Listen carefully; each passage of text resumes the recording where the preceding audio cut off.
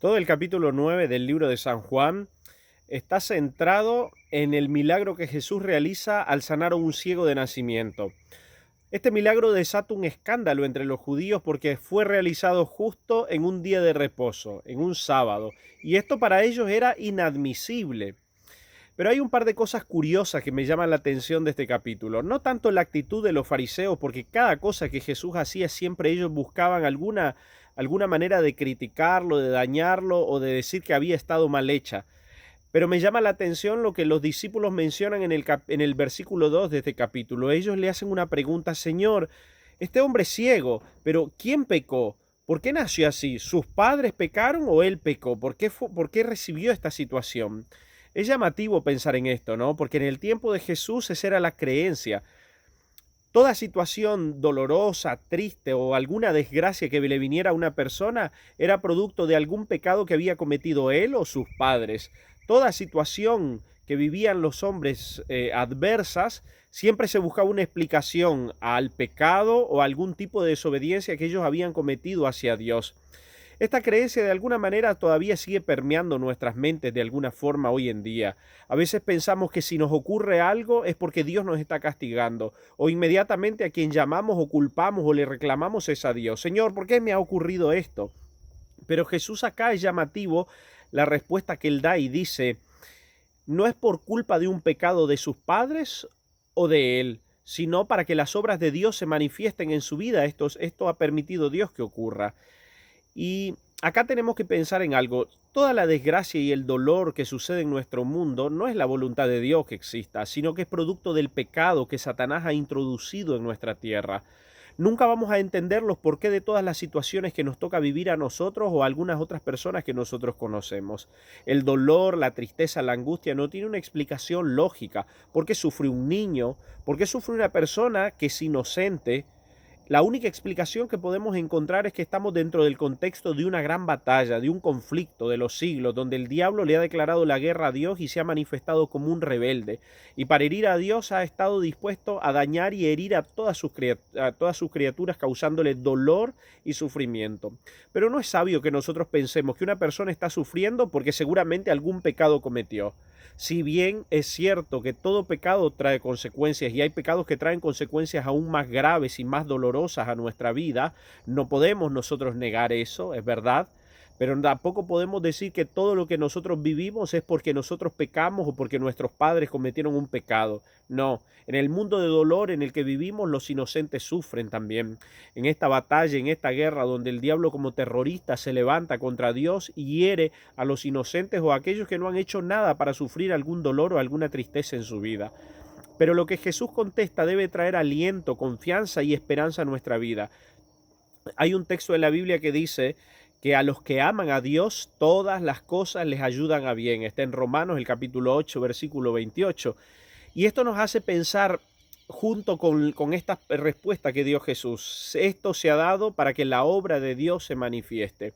En toda adversidad, en toda dificultad, si le damos un lugar a Dios, si permitimos nosotros que Él actúe, si abrimos nuestros ojos de la fe para ver su mano que conduce nuestra vida y que Él se introduce en nuestra historia, vamos a poder ver que todo lo que nos acontece, el diablo lo trae, lo malo, no es Dios, el pecado lo ocasiona, pero todo, absolutamente todo lo que nosotros hacemos, si le damos un lugar a Dios, Él tiene la capacidad, la posibilidad, la sabiduría y el amor de convertir las tragedias más profundas, los desastres más inexplicables en nuestra vida en algo que finalmente nos beneficie.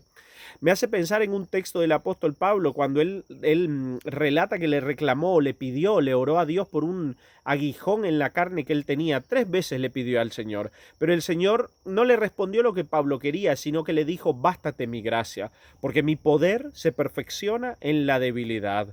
A veces tal vez lo que ocurre en nuestra vida no lo podemos explicar, el dolor, la tristeza, pero en todas Dios se manifiesta, y si le damos un lugar finalmente termina redundando para nuestro bienestar.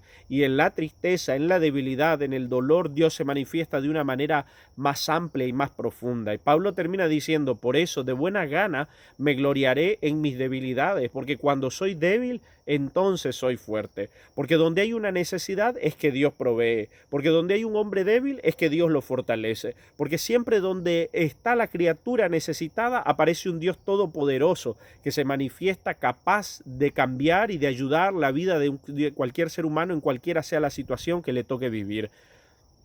También en el versículo 31 es notable lo que el propio hombre que era ciego y fue sanado dice.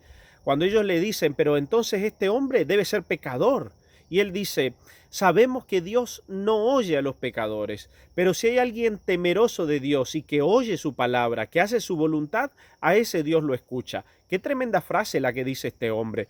Dios no escucha a los pecadores. Y uno puede decir, pero sí, realmente Dios sí escucha a los pecadores. Sí, Dios escucha a todos los seres humanos que hemos caído en pecado, pero que queremos arrepentirnos de nuestras faltas, que lo buscamos a Él para que nos auxilie y nos ayude a cambiar de nuestra vida.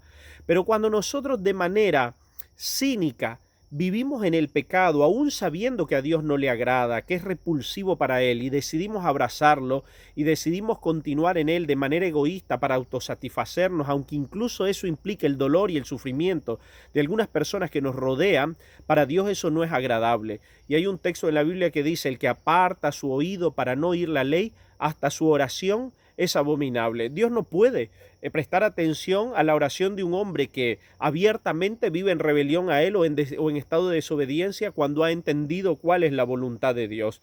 Dios escucha la oración del que está arrepentido, del que confiesa su pecado, del que pide ayuda para abandonarlo. De ese tipo de oraciones Dios las escucha, pero Dios nunca va a escuchar la oración egoísta de una persona que insiste en seguir en un pecado acariciado y que quiere recibir todavía la ayuda o la recompensa o las promesas de bendición que Dios ha dado en su vida.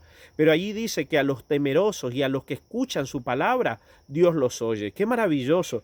Cuando tememos al Señor, es decir, lo reverenciamos, lo amamos, lo respetamos y le prestamos atención a sus palabras en nuestra vida, y tratamos de obedecerla por amor a Él, Dios está dispuesto a escuchar las oraciones que nosotros hagamos. No se pierde una oración, una sola, del santo más sencillo, más humilde, que de manera sincera busca al Señor y ha tratado de vivir en su voluntad. Todo lo escucha, todo lo sabe, y a su tiempo el Señor responde de la mejor manera a cada uno de sus hijos. Ojalá que esa confianza nunca nos abandone. Todo lo que te acontece, tal vez no lo podamos explicar, pero ten la seguridad que para gloria de Dios y para que se manifiesten las obras de Él en tu vida, todo ha ocurrido, porque a los que le aman a Él, todo le ocurre para bien. Que Dios te bendiga en este día y que tu fe y tu confianza en el Señor cada día sea más fuerte y decidas vivir de acuerdo a su voluntad siempre. Un abrazo grande y muchas bendiciones.